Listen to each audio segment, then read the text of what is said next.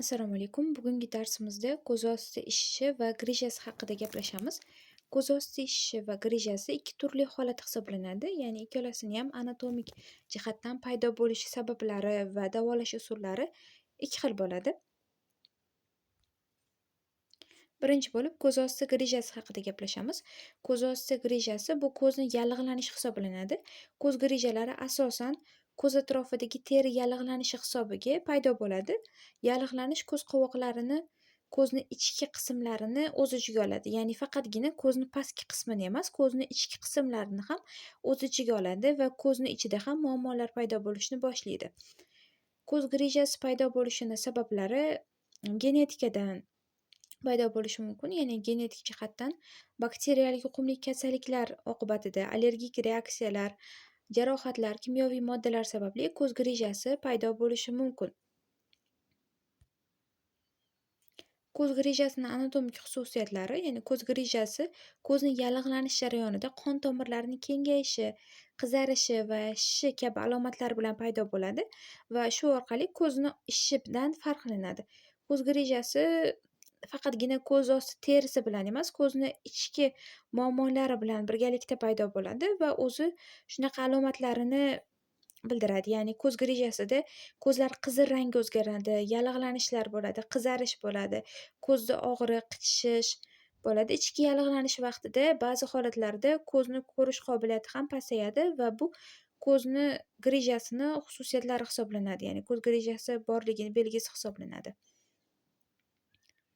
Endi ko'z osti ishishini sabablari va anatomiyasi haqida gaplashadigan bo'lsak, ko'z osti ishishi ko'z osti terisini nozikligi hisobiga suyuqlik to'planishi hisoblanadi.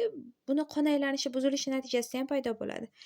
Rasmga e'tibor bersanglar, ko'z ostidagi terida yog' va suv yo'li bor, ya'ni to'planadigan joyi bor. Xuddi o'sha joyiga suv to'planib qoladi. Endi buni sabablari bor. Masalan, uyqu sifati yaxshi bo'lmasligi, stress sababli, tuzli ovqatlarni ko'p iste'mol qilish sababli biz organizmimizdagi suv aylanishi buziladi va buni oqibatida ko'zimiz ostida shish paydo bo'lishi mumkin. Buyrak bilan bog'liq muammolar, quyosh nuri, ya'ni ultrabinafsha nurlari ta'sirida ham ko'zimiz ostida shishishi mumkin. Undan tashqari telefonga, kompyuterga ko'p qarash natijasida ko'z ostidagi qora doiralar birinchi paydo bo'lib, so'ng u ishish tarzida o'zgarishi ham mumkin. Undan tashqari limfa sistema faoliyati buzilishi, ya'ni kam harakatlilik, bo'yinni egib yurish natijasida ham ko'z osti ishishi, baqbaqalar paydo bo'lishi, yuzimizda suv to'planib qolishi, отекlar paydo bo'lishi mumkin. Shu sababdan ham limfa sistema, ya'ni osanka uchun ham mashqlar qilish tavsiya qilinadi. Agar sizda ko'z osti shishishi muammosi bo'ladigan bo'lsa, undan tashqari genetik jihatdan, allergiya jihatdan ham ko'z osti shishish holatlari kuzatiladi va davo choralari sifatida birinchi navbatda sog'liqli hayotimizni shakllantirishimiz kerak bo'ladi. Ya'ni hayotimizdagi odatlarimizni to'g'irlashimiz kerak bo'ladi. Vaqtida uxlash, masalan, tuzli ovqatlarni kamroq iste'mol qilish, limfa sistema uchun mashqlarni qilish, quyoshdan himoya qiluvchi SPF kremlardan foydalanish va quyoshda kamroq yurish tavsiya qilinadi. Endi ko'z osti shishining anatomik xususiyatlari: ko'z ostidagi teri, suv va qon tomirlari sabab suyuqlik yig'ilishi ko'z osti shishishi hisoblanadi. Ya'ni ko'z osti shishishi holati deb ataladi. Ko'z osti ishadi. Teri kengligi va qattiqlanishi jihatidan grijadan farq qilinadi. Ya'ni ko'z osti grijasidan farq qiladi. Qora rangli doiralar ham kuzatiladi ba'zi holatlarda. Endi umumiy ikkalasini farqini oladigan bo'lsak, ko'z grijasi ko'z yallig'lanishi sabab paydo bo'ladi. Ya'ni ko'zni ichiga ham ta'sir qiladi.